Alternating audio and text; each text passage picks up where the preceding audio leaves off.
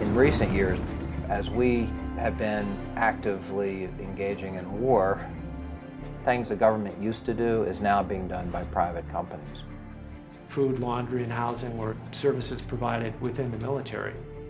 Now we're in Iraq, you still need a lot of support mechanisms, and there's just not enough military infrastructure to do this. Private contractors come in and they fill the gap. Well, I saw contractors in Iraq doing anywhere from helping fix tanks, helicopter mechanics, pretty much any job that's in the military, there's a civilian contractor right there. There are over 100,000 private contractors working in Iraq, Kuwait, and the surrounding area. This war has been privatized to a greater extent than any other war in history. They're part of a multi-billion-dollar industry fueled by your tax dollars, an industry very much in need by the U.S. military. 40 cents out of every dollar Congress controls now goes to contractors. There's more than 20,000 private military on the ground. We have the second largest armed force in Iraq, are private security. They outscale the Brits or any other nation. Blackwater is one of the largest and most conspicuous security firms in Iraq, with about 300 employees there. Blackwater is staffed largely by retired U.S. military, including former members of the Special Forces. Scotty was told that he would be doing security for Paul Bremer, the ambassador, that he would just go everywhere Paul Bremer went, and there would be usually like 3 8-hour shifts. And that was fine with Scotty, because he didn't go over there to hurt anyone. He was there to protect people. Watch out now. I don't want you to get underneath me when I'm climbing. You might get hurt. Hey, Kelsey. He just had an incredible way with sports. Even as a small child, he was the best swimmer on the swim team. He was amazing. First time he ran away from home, I think he was 6 months old, and somehow he'd gotten the front door open and he was in his walker. And I'm getting ready for work, and he's hauling tail down this hill, heading for the playground. And it just totally stunned me. And he was like that for the rest of his life. He was always running. Scotty went into the Navy on his 17th birthday. He loved being a SEAL. Oh, what's this falling down? As far as Scotty going to Iraq, he chose Blackwater because they had a 2-month contract, and Scotty wasn't going to have to be away from his kids very long. He needed to make some money.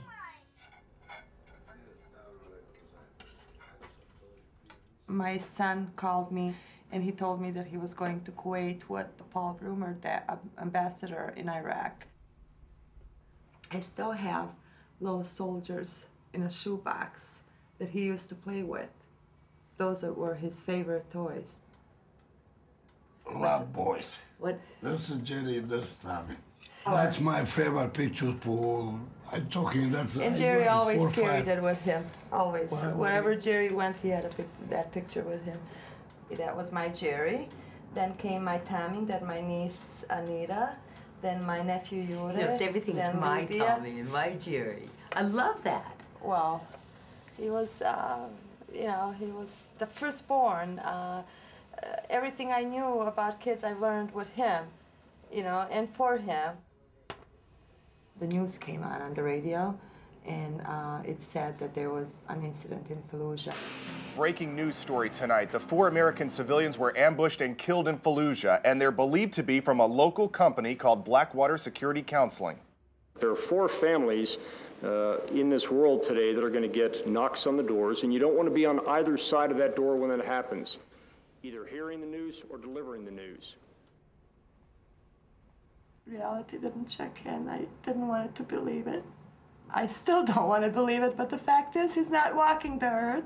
I need to pray for his soul. I miss him. I was so angry. I was so unbelievably angry, and I didn't even know what had happened, but I was just angry that my son had died. The people that did this horrible thing, these Iraqi insurgents, or maybe they were just kids on the street, they were taught hatred for anyone that didn't represent what they had been taught to believe in. And I found it so hard to hate them. But when I found out what Blackwater did, that's when I started really feeling real. I don't know how to say it. The vehicles should have been armored, and they also should have had saws, which are heavy belt-fed machine guns, in each vehicle, which they didn't have.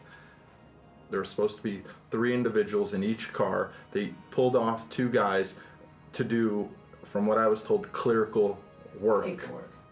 So they sent them out short 2 men. Their contracts list that they were to know where they're going, and they were to know people that they're working with. And have been there before. And have been there before. So they... If they had had an armored vehicle, if they had had the rear gunman, he was the one that was going to protect them. My son is not walking the earth because people that he trusted and worked for did not care about him. It was the mighty dollar. That's all that they cared about. They knowingly skimped on the mission. They cut corners left and right. Shameful country, shameful Blackwater, shameful rule, Blackwater. What happened to them while they were with this company, not the American military, this company, had responsibilities that they didn't live up to. And our family members died because of that.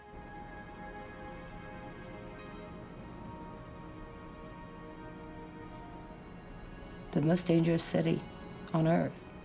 No rear gunner, no armored vehicles, not even a map. That's, to me, negligent homicide.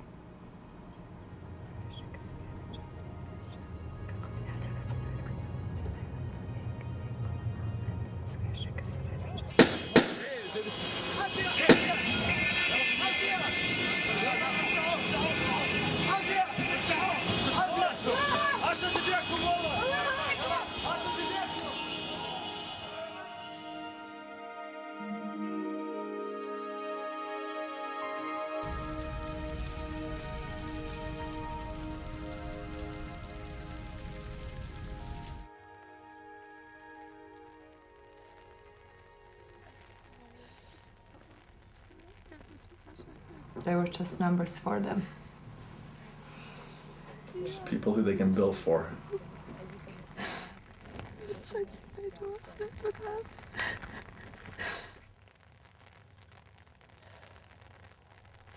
This is a situation that was in the front page of the news, that was leading various network broadcasts for several days, and how that company manages that challenge will really dictate the future of that company. The first focus has to be for any company that finds itself in the type of crisis that Blackwater found itself in is, what do we need to do to preserve the financial business future of this company? This is a company whose success, economic success, is completely contingent upon funding from the US government. Within the first 24 hours, Blackwater hired a DC lobbying firm called Alexander Strategies Group. ASG is one of those small handful of firms in 2004 that was part of the Republican conservative club.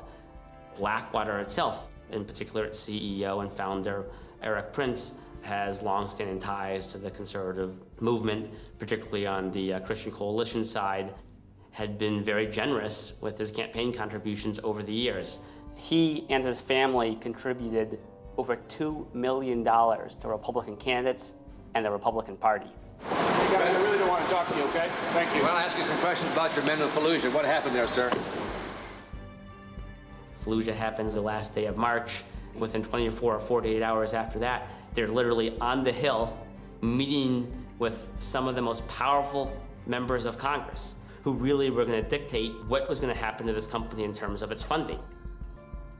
They went to John Warner, who was the chair of the Armed Services Committee on the Senate side. They went to Duncan Hunter, who was a congressman from San Diego, who was the chair of the Armed Services Committee on the House side. They met with Rick Santorum, who was chair of the Republican Senate Conference Committee, which is a very, very powerful post. Contractors are among those who have been taken hostage. They've also suffered terribly, injuries and loss of life, the most horrific of which occurred on April 13th of this year, Madam President, when the bodies of 4 contractors were burned, mutilated, and hung from a bridge in Iraq. Should we step up and try and do something about that problem? We will have to have very vigorous opposition to this amendment as it is presently drawn.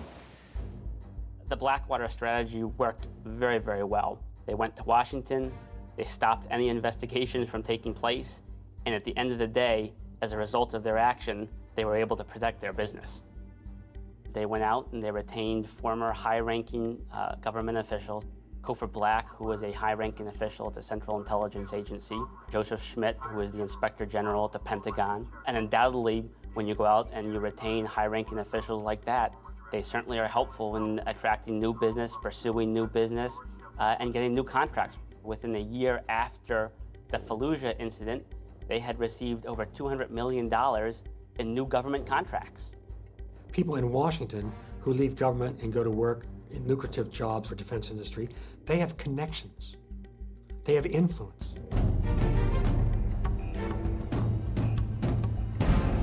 Business boomed. They just built a brand new headquarters. That's a big expansion. It's a rather big expansion, but it's needed. Certainly we've left room for growth. Right, 8,000 square feet in the original building, 64,000 square feet here. The company says it can assemble hundreds of battle-ready men, a small private army at a moment's notice. Teams of Blackwater independent contractors are deployed around the world.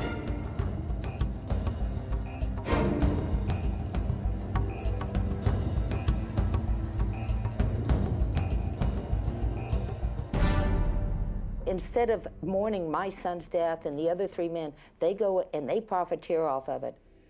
They were cutting every possible corner to make more money for them. In Iraq, most of the men aren't getting the protection. Men over there working for Blackwater are still dying. The world really needs to know what's going on over there, and we need to stop it. There has to be accountability. Right now, they are literally getting away with murder. Drugi put pod križem. Klanjamo ti se, Kriste, I blagoslivljamo te. Companies should not be permitted to operate in a war zone and not be held accountable.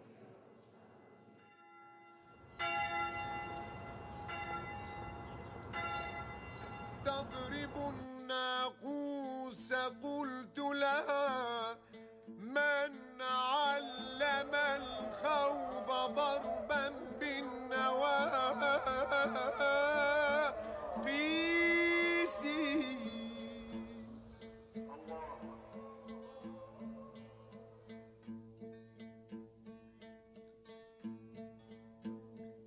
ناديتها يا مها. I was reading the Bible in Greek and Hebrew and studying those languages, and Hebrew sort of led naturally into Arabic. I was also interested in student loan repayment. I owed, upwards of $40,000 in student loans, which the Army promised to repay. The option available to me was to get a secret clearance and become an interrogator, and I agreed that this was pre-9/11.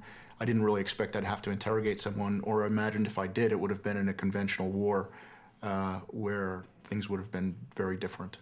I found out in April of 2003, by a phone call. He said, well, the good news is, congratulations, you've been selected for promotion to Brigadier General. I said, well, that's good news. What could possibly be the bad news? And he said, well, the bad news is your unit, you'll be commanding, assisting the prisons experts with the restoration of prisons for all of Iraq.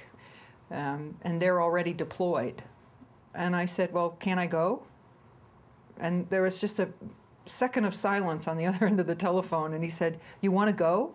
I received a telephone call from a Mr. Saleh. He said, can you help me? He said, the Americans took my money and they hurt me very bad. And I just came from Abu Ghraib. He told me of one incident where, you know, he was stripped nude and they tied a rope to his penis with 7 or 8 other men.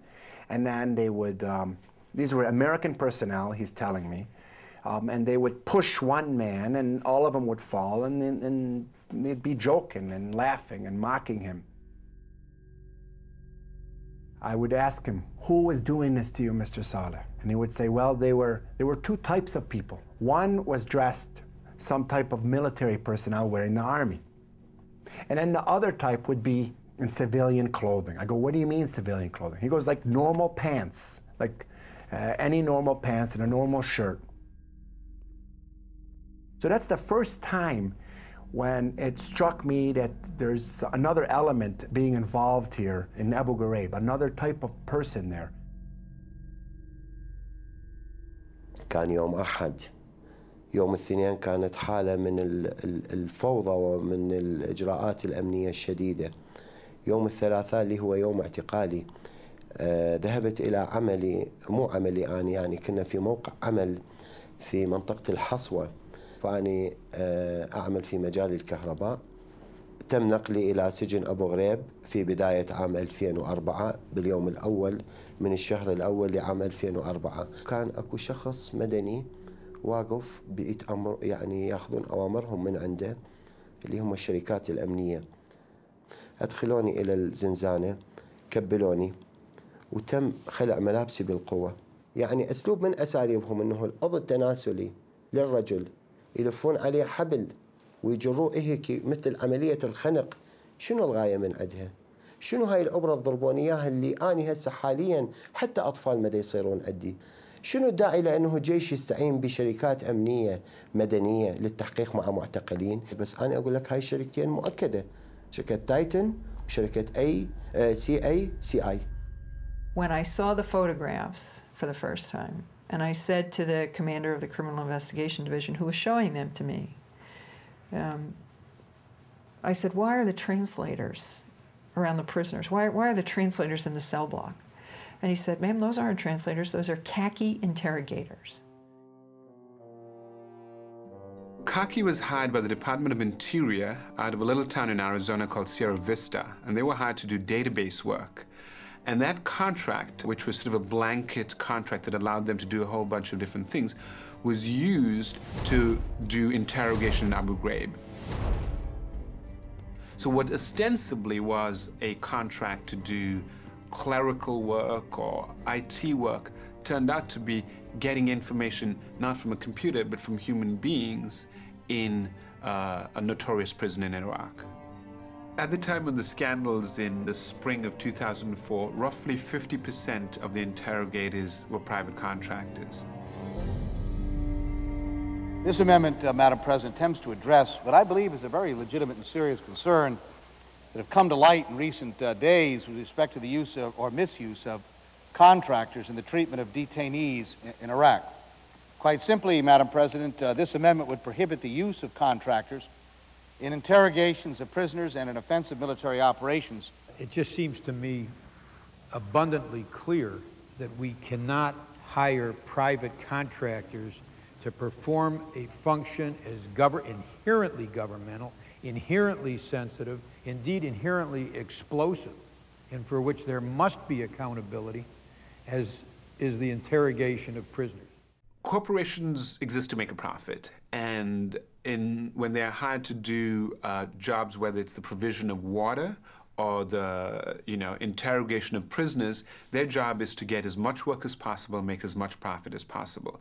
Now that doesn't work in the field of intelligence, period. You do not put personnel who do not have allegiance and 100% loyalty to America, you do not put them in sensitive key government activities like military intelligence gathering. It creates a conflict too, because we were uncertain, you know, we knew what our chain of command was. That was very clear, and we were forced to memorize it and follow it. But what's the khaki chain of command?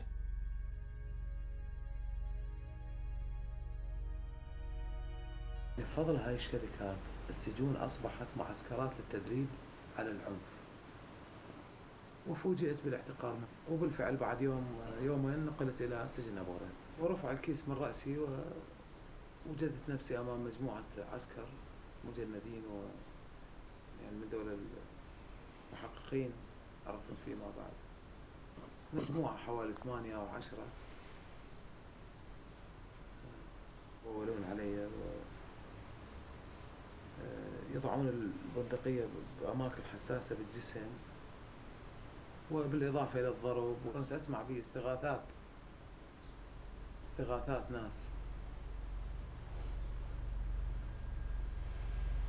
ناس تستغيث من تعذيب أو من ضرب ونباح كلاب.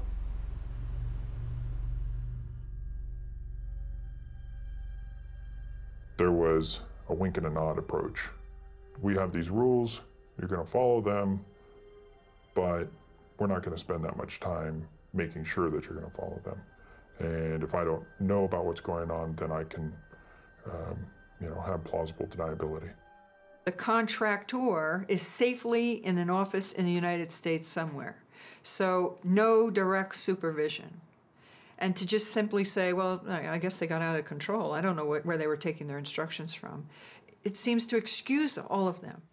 I have reproduced an excerpt from the job posting as it was reprinted in the Washington Post on May 10th on the poster here behind me. And let me read it for you. It says, under minimal supervision, will assist, and goes on.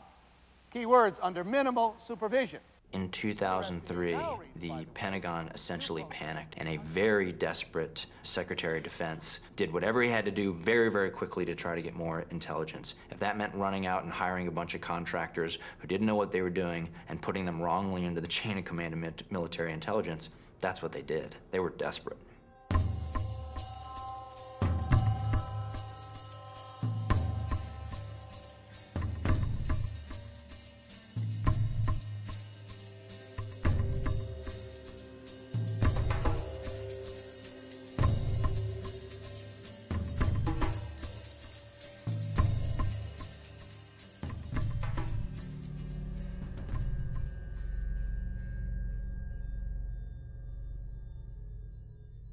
The contracting business in Iraq is very, very lucrative.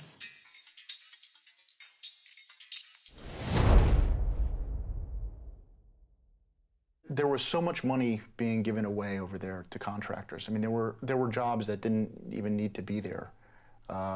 You know, we'd go into the tent to use our internet, and the woman who would put my name down to assign me to a computer would be a civilian contractor who was making 6 figures to be over there.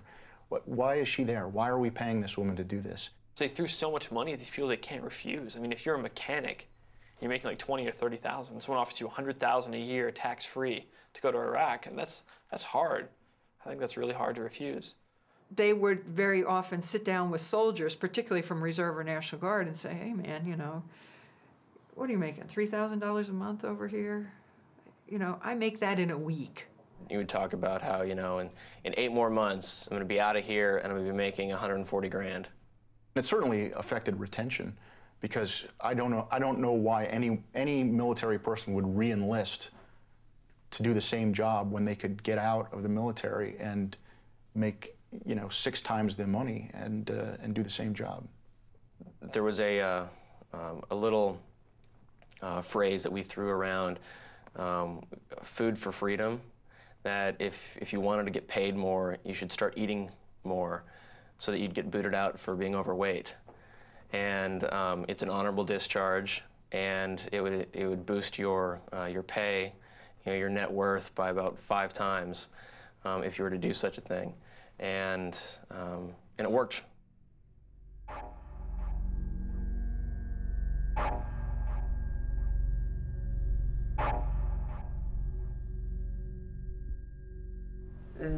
جو علينا الامريكان بال11:30 بالليل واخذوني انا وابني فابني دا يقول لهم هذه امي فاجا الامريكي جرني من ايدي حق قال لي جو سكو هيك حيل صح فقال لي اعترفي اذا ما تعترفين على الارهابيين اللي وياك راح اوديك بمكان يعتدون عليك ويلعبون بيش طوبه الامريكان فاحسن لك احكي انت وابنك.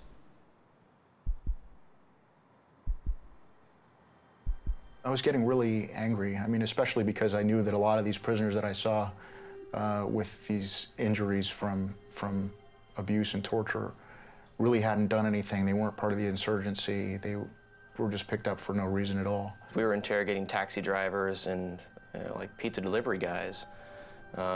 It was just, we called him Average Ahmed. Using methods such as torture and also using people who are not qualified to do this job has resulted in bad information and therefore problems for national security and for the soldiers, because you're getting information that's no good. In a lot of areas where you start noticing a lot of, a lot of hostility against American soldiers, it's not because the soldiers are doing a lot of wrong things. It's because sometimes maybe the communication that has been transmitted to them has been transmitted to them wrongly, unprofessionally, and serving someone else's interest. These are Titan linguists. They were hired by Titan. Titan has long-standing contracts providing critical information technology and support services for some of our nation's most valuable defense assets.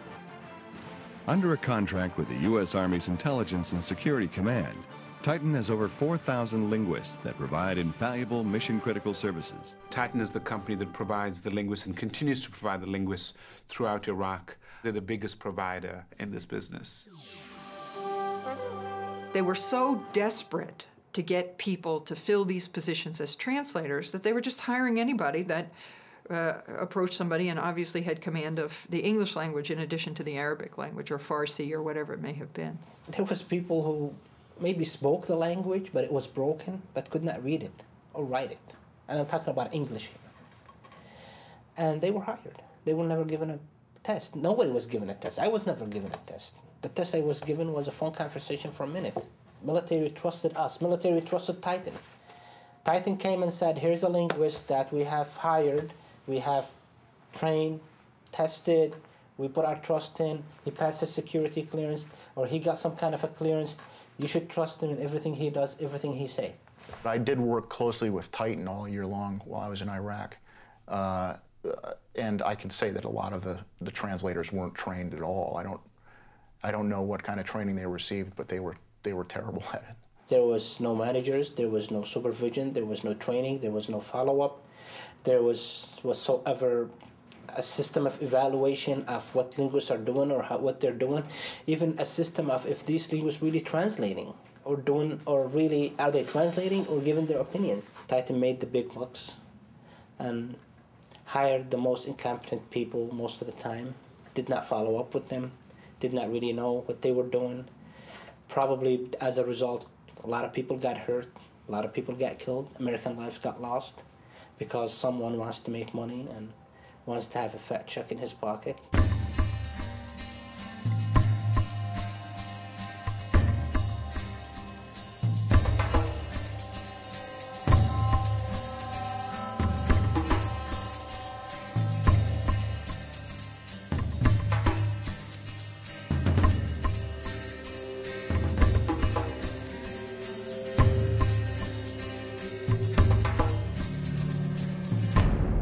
Here you have the MPs who engaged and participated in horrific conduct are being held accountable for their actions. Why aren't the U.S. contractors, the civilian corporate personnel, why aren't they being held accountable for their actions?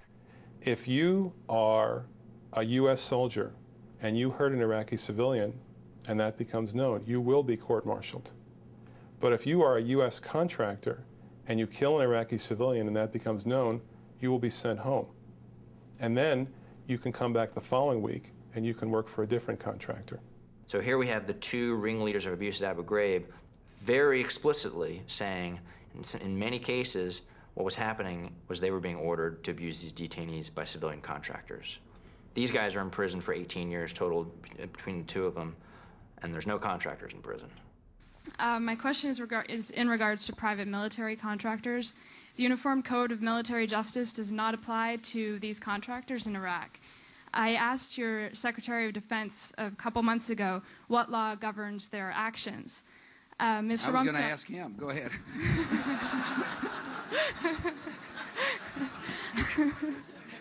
Help. Well, I'd pick up the phone and say, Mr. Secretary, I got an interesting question. This is what delegation, I don't mean to be dodging the question, although it's kind of convenient in this case, but never. I really will. I'm going to call the Secretary and say, you brought up a very valid question, and what are we doing about it? That's how I work. Thanks. Yes, ma'am. Are any of these allegations being investigated? My recollection is, and I think it's okay to say this, is that the investigations are ongoing. Yes, sir. And that time will tell. Somehow these contractors have leveraged power in Washington, and the government feels like they want to protect these people. They want to protect the security of these contracts, and they want to protect them from prosecution. Most of the managers and most of the people we dealt with working for Titan were ex-military officers, high-ranking officers.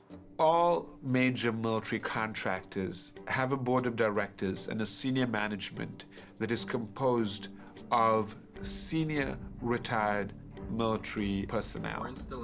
And this allows them to be able to go get contracts.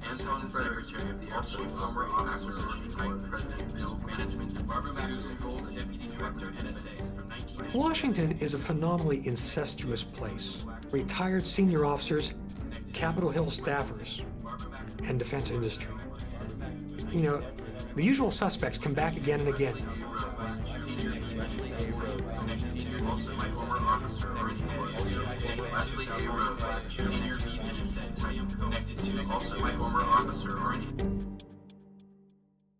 Top recipients of money from Halliburton, Titan, Cockey, and Blackwater are the two chairmen of the committees in Congress and the House of Representatives that oversee military matters and spending. The major corporations, these cartel and monopoly corporations, they've figured out how to legally buy influence.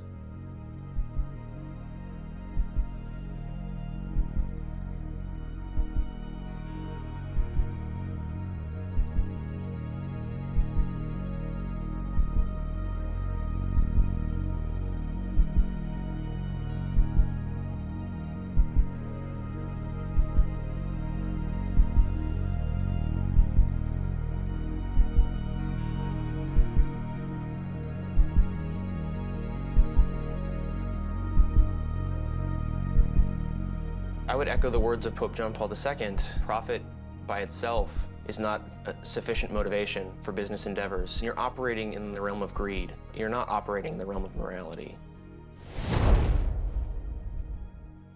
I went to Iraq and came back. What was so heartbreaking was that I found that we weren't always the good guys, and it was very disillusioning for me.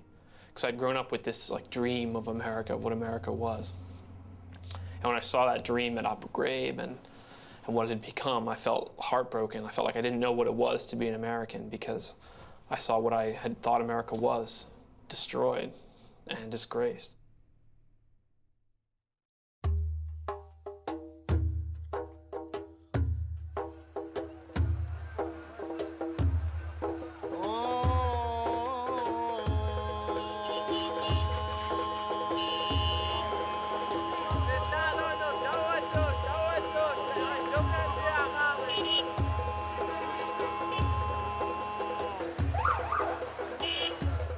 When they went into Iraq, a subsidiary of Halliburton, which is KBR, Kellogg Brown and Root, was on the scene immediately.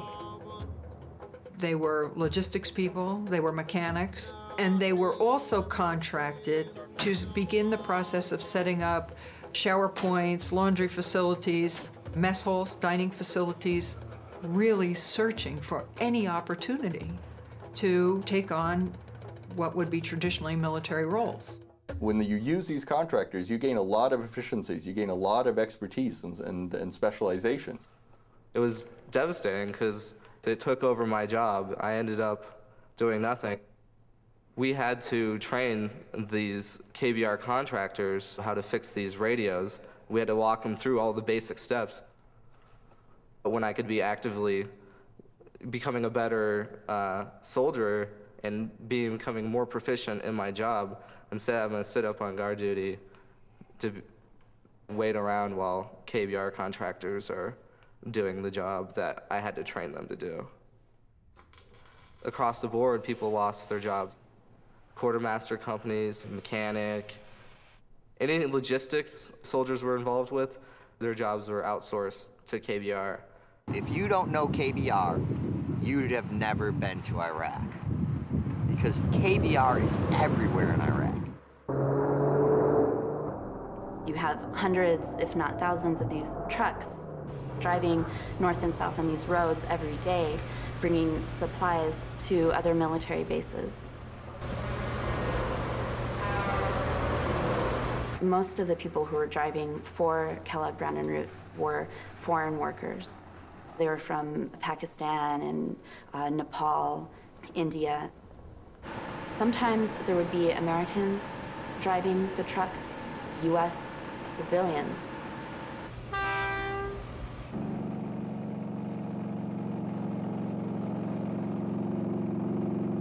I heard about the job through another truck driver friend in Calexico, California. We were sitting there waiting for a load, and he told me this was his last load and he was going overseas. From there, you know, I sent my resume in. I thought I was really gonna be doing a lot of reconstruction in Iraq, as far as, well, I could see me hauling fuel maybe to a place that had loaders and dozers, you know. We never went to go be in a battle or fight a fight. We went to take care of our families and make some money to reconstruct Iraq.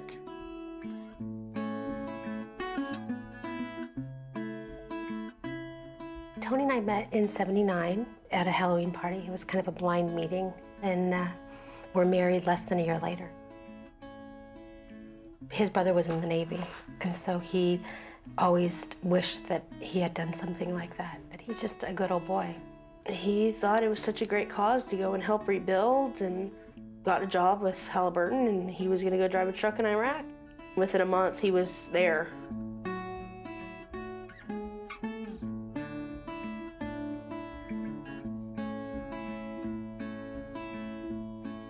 I was 15 when I met Steve, first time. And a good friend of ours introduced us at a fair they had, and we hit it off. He got out of the fiberglass business in Michigan and eventually ended up truck driving.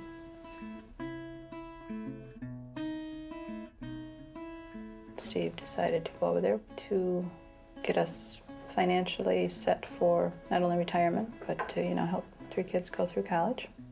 He would take on anything if he thought that it would benefit his family.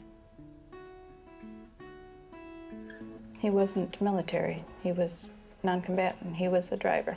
He went over there to help rebuild Iraq. And that's what he wanted to do.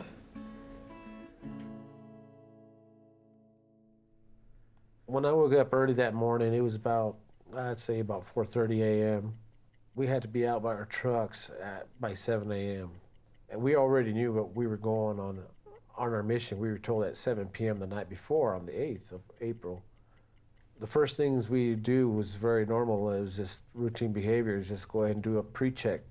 Go ahead and preventive maintenance and check your oil and check your air in your tires and your fuel tank. And the soldier that was sketching a map with his boot in the gravel next to his vehicle, well, some of us saw part of it and some of us didn't. Well, nobody ever told us why, and nobody told us what was going on, and they said the roads were red, and I wasn't sure what red meant. We left the post nearing 11 o'clock, 10:40, 11 o'clock in the morning in there somewhere,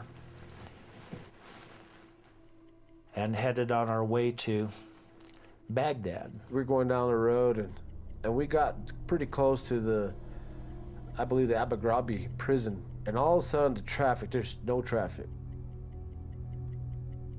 And right about then, I mean, bullets came from everywhere. It sounded like we were in a hailstorm. It was like when you were a kid, we used to make popcorn in a pressure cooker. The temperature comes up and begins to pop. They were coming in through my doors, they were hitting my tanker, they were hitting my windshield, they were coming in through hitting the engine. You could hear them come in through one door, hit the other door where they lodged in, and I mean, they're just coming in everywhere. And then it reached a crescendo and just seemed like it never stopped after that. And then I could hear the men crying on the radio, yelling out for help. I'm burning, help me, please don't let me die in Iraq. Truck behind me, his trailer caught fire and he overturned and was trapped inside the truck and burned up. I heard one yelling and screaming and until he stopped. Friends that I'd promised before that, you know, if they broke down or something happened, I wouldn't leave them. I hear them screaming, I'm hit, help me, please, I don't want to die here. I was completely saturated with blood, you know, and my pants were soaked with blood, my shirt was soaked with blood. It was just absolutely just sheer terror. Just absolutely, positively horrifying.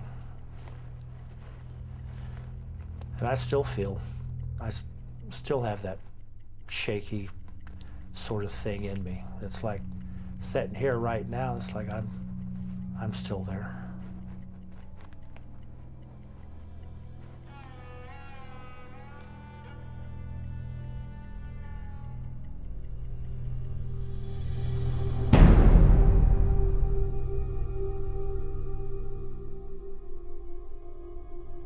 The mutilated bodies of 4 people were found west of Baghdad, near an area where a U.S. fuel convoy was attacked on Friday. After that attack, 7 Americans were reported missing, including contractors working for Halliburton, a company that supplies fuel and other supplies to U.S. troops. The families were notified today of the discovery. Halliburton did release a statement saying, quote, "We at Halliburton are saddened to learn of these deaths and are working with authorities so the families can begin the grieving and healing process." 2 U.S. soldiers are missing, and also Thomas Hamill from Macon, Mississippi, an American contractor with Halliburton. Saturday, April 10th, one day after I got the first phone call from Halliburton and KBR. Steve, when you get back to base, please call me. I got a call yesterday saying that you are missing after heavy fighting and more attacks. You and 9 others. To sharpen. And what are these rocks called again? I forgot. Dad told us, but I don't remember. Like shale? I'm not sure. I just turned 50, and it's hard to have to, you know, reinvent yourself like you're a teenager again. When all your dreams go and things go out the tube. So, he was definitely the love of my life. He firmly believed that KBR and Halliburton were going to keep him safe. I mean, he truly did. He was very positive about that. Right up to the end, he believed he would be safe.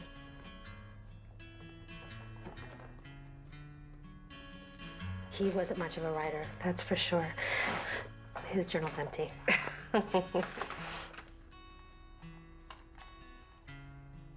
My dad had just told me he was going to work for Halliburton, and how big they were, and how they were there to help rebuild. Somebody knew that they sent these wonderful men out there. How can they do that? These men went to do the right thing. So, bottom line, they were totally taken advantage of. Well, I trusted the company. I trusted them. Now, this is a Fortune 500 company. I just don't believe they would send me down a road that was closed or was going to have hostile activity for sure. That didn't even cross my mind. And U.S. forces here are saying openly they're braced for more terror attacks, more bombings. We had a significant anniversary, the fall of Baghdad. We had a Christian holiday, and they converged to create what was an obvious day of danger. Halliburton and KBR had news from multiple sources, including multiple sources in the military, that the roads that day were under active combat operations and were black, closed, and or red. No civilians. There were sitting ducks out there in military trucks on that day. They told us we couldn't wear camouflage or anything that made us look like military. The point was clear that we were not soldiers and we were not to behave like soldiers. He couldn't even wear a camouflage shirt on base, let alone driving a military fuel truck out in, the desert where there was a war around him. Why would they send this convoy in camouflage trucks down that road in the middle of battle? It's about contracts, I believe, fulfilling a contract and replacing us if we died. There's a lot of different contracts being offered out there, and Kellogg Brown and Root wants most of them. If they could have them all, they would take them all. And they wanted to continue doing business with the Army, whatever the risks were. It was nothing but the money. There's no duty, honor, country among anyone at Halliburton, KBR. Halliburton, KBR, some of these other firms over there are staying over there and continuing to make profits, big money, and people are just at the cost of human life. Their contract with the Army provided them literally billions of dollars of revenue every year, that the contract profit and the contract profit that they made became more important than the lives of the men that they hired. I think we're talking about what's right and the fact that you sacrificed our loved ones for your profit. KBR kill, bag, and replace people. They tried to do it with us, and they killed my friends, as far as I'm concerned, and they tried to kill me. I know they know. This is a case about Halliburton and KBR trying to make a profit at time of war and using civilians in an improper fashion. Halliburton is in charge of seeing that these men and their employees are safe. Sent these men out on April 9th and they knew that there was more than a good chance that they would be killed. When people talk about, they gave their lives or this thing, and I can assure you that they did not. They were stolen from them. They were screaming and didn't want to go. And there wasn't anything great or glorious about the whole obscene ordeal. They didn't die, they didn't pass away, they were murdered. KBR got billions of dollars worth of contracts in Iraq without a bidding. Halliburton got the government contract without competitive bidding. In the case of Halliburton, most of the contracts they've received have been sole source contracts, which means they're either given the contract, it's just offered to them, or they're the only people that bid on it. A lot of federal officials will defend this, saying that this is the only company that could do the work. Conservatives especially, who favor a free market system, should be outraged about the degenerate state of the lack of competition in defense industry. Bunentine Greenhouse, a top contracting officer at the Army Corps of Engineers, alleges favoritism and rule-breaking. I walked into a process that was corrupt, that was geared toward preferential treatment to KBR. KBR was pre-selected. The duration of the contract was predetermined. Most blatant abuse that I had experienced in my contracting career. The American way is competition, and I cannot sufficiently stress that in defense industry, when it comes to the big programs, there's not competition. It's monopoly and cartel behavior. It is corrupt, it is corrupting, it is corrosive to our national defense. When we showed up, there's nothing there. Our customer is a private coming off patrol who wants midnight chow, and we're there for him. We're doing stuff that you'll never read about in the papers. Everyone had to make a big adjustment over there. I helped with that. We got 80,000 troops out of the stand in 3 months. It was awesome. I'm Ian Dolan. Angela Stevens. Kirk Hansen. My name is Jay Patterson, and I'm proud to work for Halliburton. My name's Ben Carter, and within the first week of being in Iraq, I knew that that wasn't going to be the company that I wanted to be with. Halliburton was hired to provide clean, safe cooking, cleaning, shower water for the military. One of Halliburton's employees saw something wiggling in the water in his toilet bowl. So I went and tested the water in our water storage tanks. There was no chlorine in them, none. The water we showered in every single day was extremely contaminated. And when I talk about contaminated water, I'm saying malaria, typhus, giardia, cryptosporidium. I mean, the list is really, really long. Halliburton is accused by its own employees of exposing troops to contaminated water in Iraq. When I tried to notify the troops that they may be exposed to a serious health risk, I was told that the military was none of my concern. They were only concerned with making their profit and didn't care how it may affect the troops. Of the 67 water treatment plants that Halliburton run, 63 of them weren't providing safe water. And the Marines are showering in it every single day.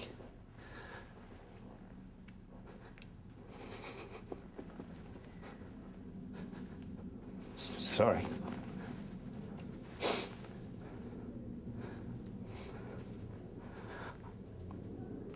I was there to help them. There's a lot of soldiers over there. They might come home without a bullet wound, but there's a lot of them that are going to come home with pathogens in their blood because of Halliburton. And they don't even know to get tested for it unless somebody tells them. And I'm sure Halliburton is not going to be the company to tell them. When I joined Halliburton, I knew I was going to work on some big things. We put out a few fires at work. Once ran into a small challenge of getting some supplies to our troops. But the biggest thing, serving our troops good old American food, so they'd feel just a little closer to home. How come you don't go to the chow hall? How much time you spend online? At least an hour. An hour for food? An hour in the sandstorm for food. Tell me about that line over there. What line am I looking at right now? That line is for the chow hall, where you eat. Several times, dining halls were attacked. All it takes is one Iraqi that's an insurgent, and because they knew what times we were going to eat every day, they knew when to expect to hit.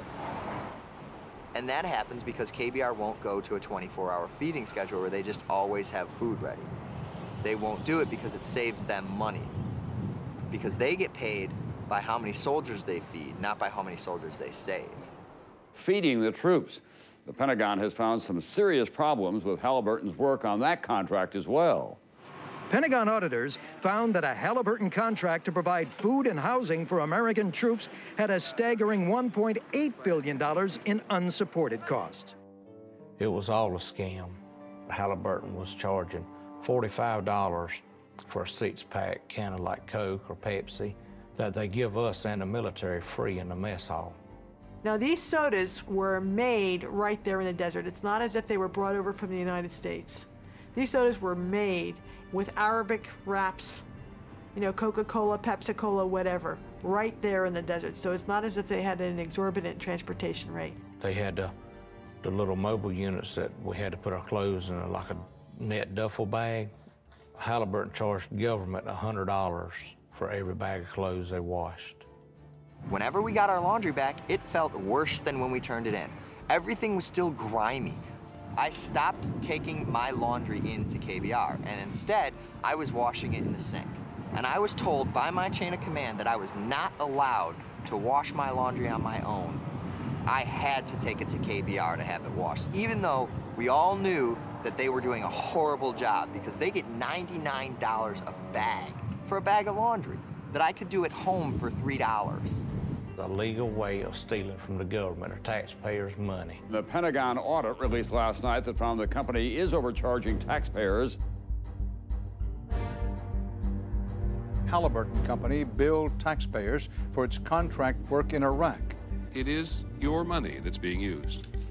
These contracts are managed under a system called Cost Plus, which is the opposite of trying to save money. It guarantees that everything that you buy will be paid back and reimbursed if it's seen as justified, and you'll be given a profit in addition. A cost-plus arrangement that critics say leaves little incentive to save. The more taxpayer dollars Halliburton spends, the more Halliburton makes. Cost Plus encourages you to run up the cost of a program because you are going to get a percentage of the end result. And so there's no incentive to stay at Motel 6. Stay at the Ritz-Carlton in Qatar, folks. The place that they chose for orientation in Kuwait was a huge resort set right on the ocean. Had, I think, 3 swimming pools. So it was better than the Wyndham in Texas or the Ritz. It was fancied up. Marble floors, mahogany woodwork. It was just beautiful. They had sea-doos, jet skis they could use. You could go and rent wave runners and go out and play in the water. We were renting wave runners, and we got paid by the hour to do it. I was told this: don't question it, enjoy it. Several government agencies are currently investigating if Halliburton overcharged for work already completed in Iraq. They had 5-star meals catered in every day. It was so lavish. Rows of vegetable platters, beef platters, fish platters. It's a cost-plus contract. KBR looked at it, the more money we spend, that's the more money we get in our pockets. We had it made over there compared to the military. I mean, those guys were living in tents, and we had air-conditioned private hooches. The tents that we were staying in were completely moldy, and everybody was getting sick with respiratory infections. They're getting paid millions of dollars. Why can't they even give us a tent that doesn't make us sick to live in it? The soldiers are sleeping on these little cots out in the middle of the desert, while these KBR executives are driving these $40,000 vehicles. They and their secretaries are driving at least a $30,000 to $40,000 vehicle. This secretary lives in this complex, eats her meals in this complex, has her laundry delivered to her, has no reason to go anywhere at any time, but has a brand new top-of-the-line Ford or Chevy pickup with everything imaginable on it that you could put on it. Chrome rims and leather interior and CD players and all these extra amenities that, you don't really need in wartime. Why do they need an H2 Hummer? Why do they have Cadillac Escalades in Iraq for Halliburton managers? What is the purpose? One invoice that I saw was for about $7,000 for 1 month for a SUV on a lease. It was a 3-year contract. Comes up to roughly $250,000. A vehicle that you and I could purchase at the local dealership for probably top of the line $45,000. And the taxpayer paid $250,000 and never did own the vehicle.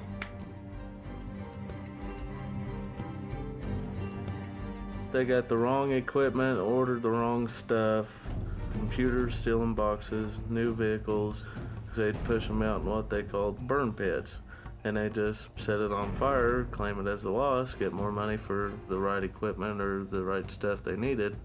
Why would you need to order somebody else's wrong equipment just because somebody pays you to do it? And you burn it and destroy it. You got brand new trucks over there, and there's not even oil filters. So when the motor blows, what do? Buy a new truck and build the government. $75,000 truck.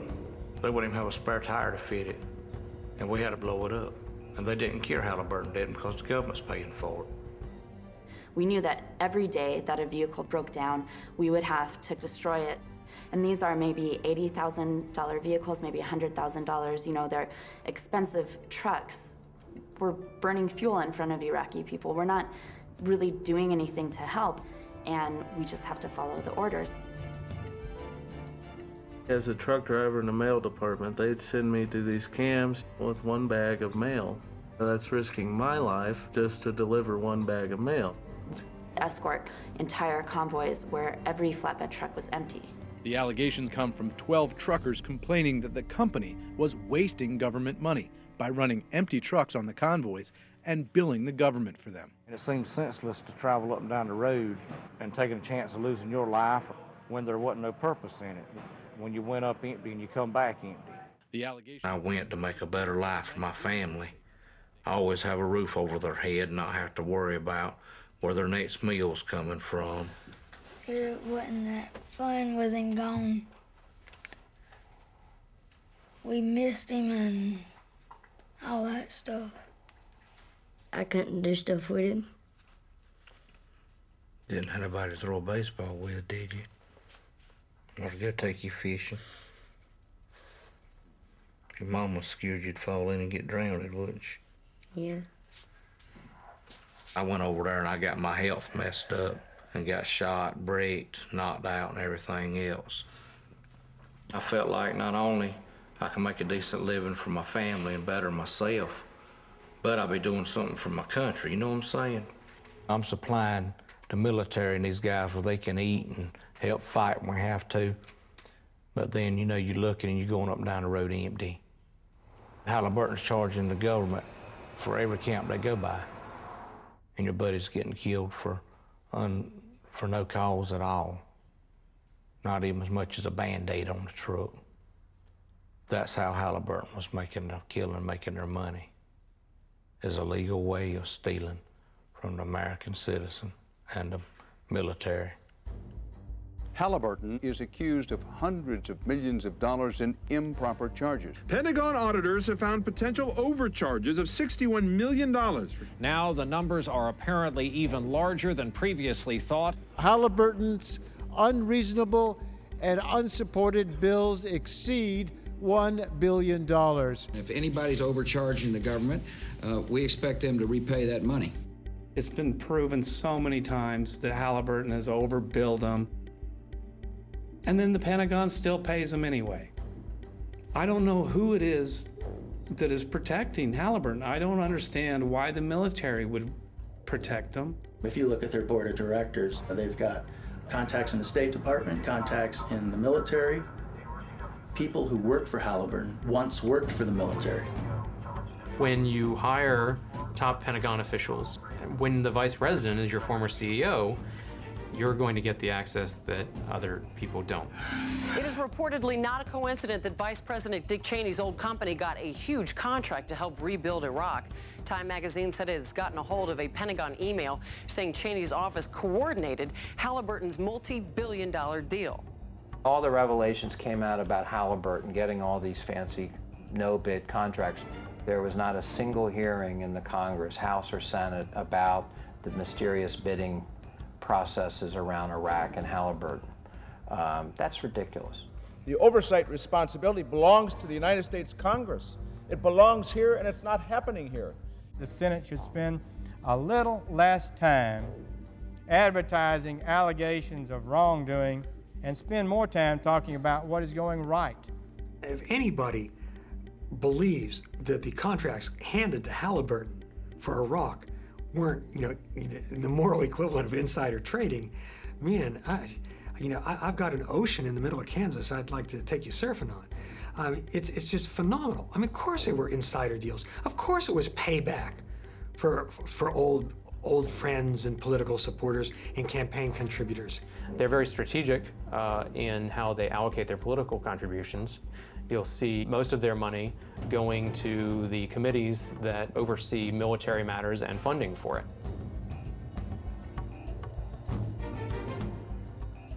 When you pay influence money in the form of campaign contributions, it means people look the other way. The U.S. Army announced today it signed a new contract with a unit of the huge contracting firm Halliburton. The military fights for the guy next to you or the guy in the next foxhole who you've trained with, slept with, ate with, spent all your time living with and working with. From the corporate side, it's a question of where's the next contract coming from? Halliburton's stock has quadrupled in value since the war began, and taxpayers are being ripped off. The people in charge say, we want to give to contractors because they can do it cheaper. Well, lo and behold, the evidence is now coming in, and it isn't cheaper, and we're not actually getting what we're paying for.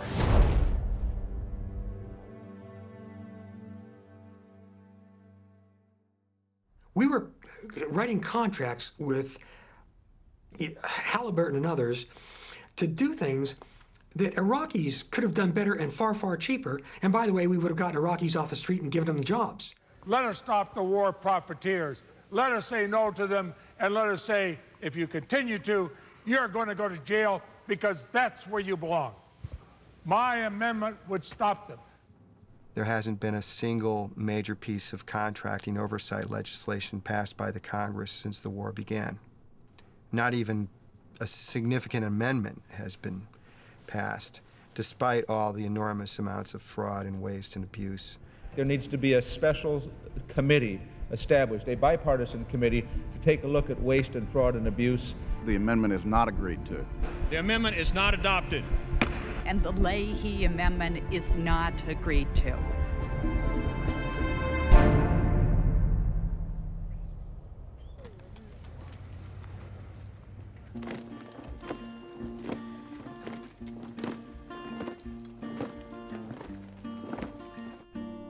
If I had the heads of Khaki, of Titan, of KBR, let's say, what would Thomas Jefferson have to say if he saw the level of profit that had been included in war fighting? What would Benjamin Franklin say? The government of the people, by the people, and for the people is really of, by, and for the companies that are getting the contracts. And that is not the American people. Raytheon, Parsons, and DHB are not America as I know it. Their greed goes against our grain. We have more and more money that are going out to these companies and less people watching the federal piggy bank.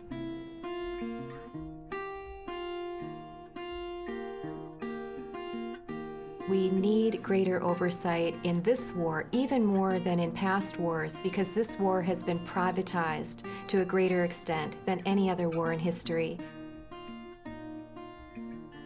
I voted for some of these people, okay? Let's see what happens. And let's see if anybody gets in trouble for this. Let's see how many people go to prison. Let's see who loses a contract over this. I know we have a battle ahead from Lockheed Martin to Dynacorp and Bechtel. The profiteers are not going to easily transform into patriots. The people who have the money, the people who are making a profit, have a lot of power and a lot of money and a lot of influence. And so I think it will really take something big, a big movement here in the United States. You know, I love my country. I'd stand behind it. I'm concerned now in a way probably that I've never been concerned before because I don't like what I'm seeing. America's become a powder keg, I think, and it's just waiting for match. This Iraqi movement, how are you going to win the hearts and minds of these people if they see you cheating your own people, if all this stuff is just for the money? Before we can point the finger at anybody else, we need to get the cinder out of our own eye, and we need to clean house a little bit.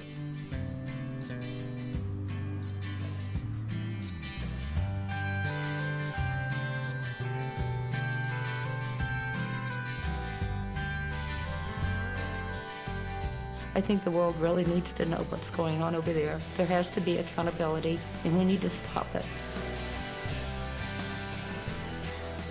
I'm a patriot.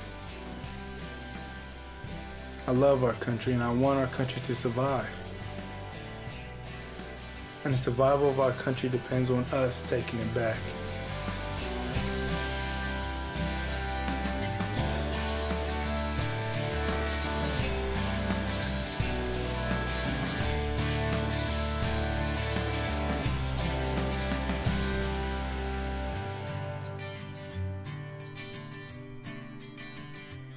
As it all comes around, these stars are watching over you and I. And we're always standing, fiddle in hand. No one will be the wiser. I hear the bells are tolling way out across the night. Behold, these twisted lines are drawn in the sand and not in stone.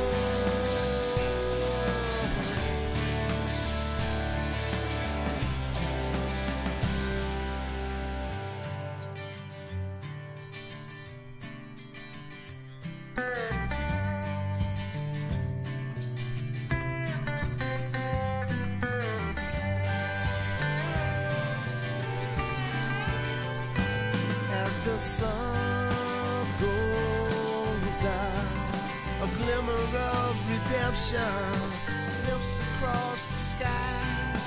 Heed not these merchants and thieves who would deceive, for this mountain will crumble into the sea. Hey, I hear the bells are tolling way out across the night. Behold these twisted lines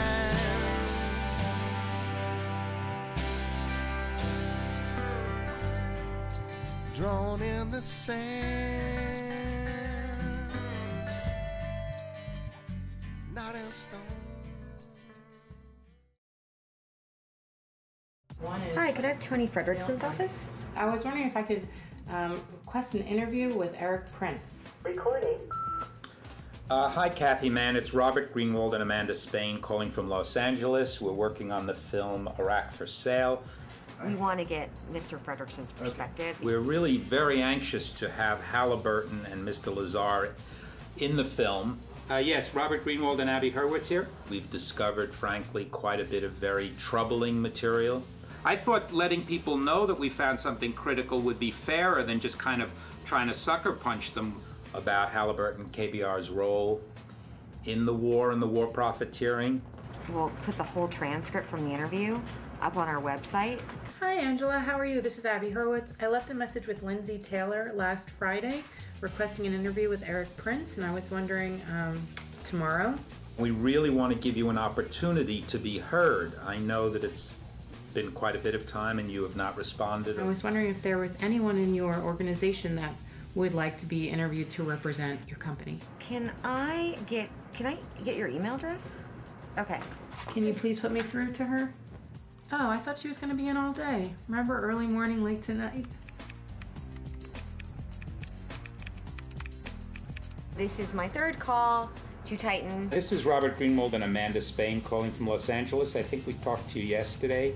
Permission to make a documentary? Yes, Jody Brown, it's Robert Greenwald and Amanda Spain calling again. It's Wednesday, July 26th. We've been emailed 5 or 6 times. And that's to get an interview with Mr. Frederickson?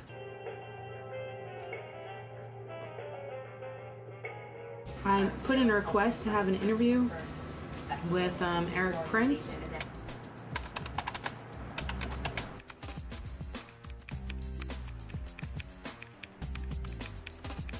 We're just about at our deadline here. The reason why I keep calling is because we're kind of under some time constraints. I guess Kathy Mann's unavailable till Thursday, and someone's going to try to reach Melissa Norcross. Eric Prince. He's not available. Hello, Mr. Prince. This is Robert Greenwald and Abby Hurwitz. I've emailed her like 5 or 6 times. The month of calling and emailing and talking has gotten us nothing. Jody Brown, it's Robert Greenwald and Amanda Spain calling again. Our film is going to wrap soon. We could interview Mr. Lazar tomorrow, Wednesday, Thursday, possibly even Friday. We still have time to interview Mr. London. We could do it in the next couple of days. Oh, okay. I got you.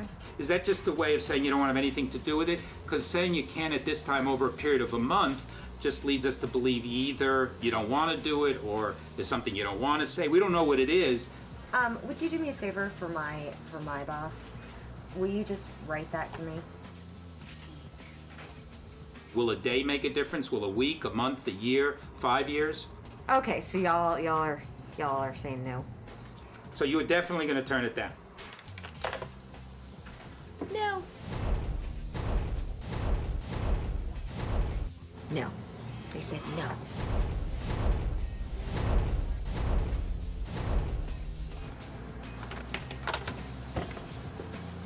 That's it.